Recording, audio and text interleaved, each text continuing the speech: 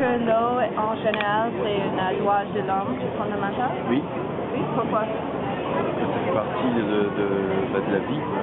C'est la base de la vie. Si vous pensez à ça, qui est la responsabilité pour protéger l'accès et le traitement de l'eau? Quel est l'accès? Qui est la responsabilité pour protéger? Ah oui, pour protéger l'eau, on y est tous responsables un petit peu. Oui. Oui, beaucoup même. Vu que nous avons la responsabilité pour payer pour votre consommation. Est-ce qu'il faudrait payer pour... je pense que les gens n'étant pas assez responsables, au bout d'un moment, on est obligé de faire payer pour faire comprendre que c'est pas gratuit, quoi. C'est une ressource qui n'est pas forcément inépuisable. Ok, merci. C'est l'accès à l'eau, c'est un droit de l'homme fondamental. L'accès de l'eau. L'accès de l'eau, oui, bien sûr. Pourquoi? C'est la base fondamentale de la vie. Sûr pour... C'est comme manger, respirer. Pardon? C'est comme manger, respirer. Manger, respirer, c'est la base de la vie. Buvez-vous l'eau en bouteille? Oui. Qui a la responsabilité de protéger l'accès de l'eau? C'est la responsabilité. C'est la responsabilité de tous et chacun. Pardon? Qui a la responsabilité de protéger la qualité de l'eau? La qualité de l'eau, c'est les gouvernements qui ont la responsabilité. Et pensez-vous que la privatisation de l'eau devrait être légale? Privatisation de l'eau, non, je pense que ça devrait rester du contrôle des gouvernements. Devrions-nous payer pour l'eau? Pour les... Oui, à condition que ce soit un coût juste.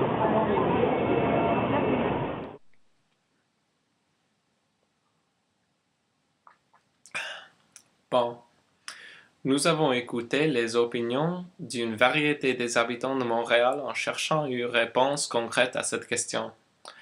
L'accès à l'eau est-il un droit de l'homme fondamental? Comme vous avez vu, il y avait un montant écrasant de réponses qui indiquent que oui. Les Québécois pensent en général que l'eau est comme l'air. C'est quelque chose absolument nécessaire pour vivre. Et c'est une ressource irrévocable. Une personne a dit qu'il ne savait pas pourquoi on pensait comme si, c'est juste dans sa tête. Mais il y avait des conflits entre les moyens de réglementer la distribution de l'eau potable. Car dans certains pays, il y a un manque d'eau potable. On peut dire que c'est absolument nécessaire que les gouvernements réglementent la consommation et la distribution de l'eau afin que personne n'ait aucun problème drastique à propos de l'eau. Il y avait beaucoup de Montréalais d'accord avec ça. Au contraire, nous avons entendu dire que certains Montréalais pensent fortement que la privatisation des ressources d'eau n'est pas seulement légitime, mais impérative. Un homme a dit que, car l'eau est comme l'air, c'est ridicule qu'un gouvernement ou une industrie contrôle cette ressource précieuse. C'est-à-dire que ce n'est pas seulement une question des ressources, mais surtout des droits individuels ou provinciaux. C'est ici que nous trouvons encore la grande question qui est où commence la liberté de l'individu contre la liberté collective. Comme la philosophie des Lumières nous dit, la liberté des uns s'arrête là où commence celle des autres.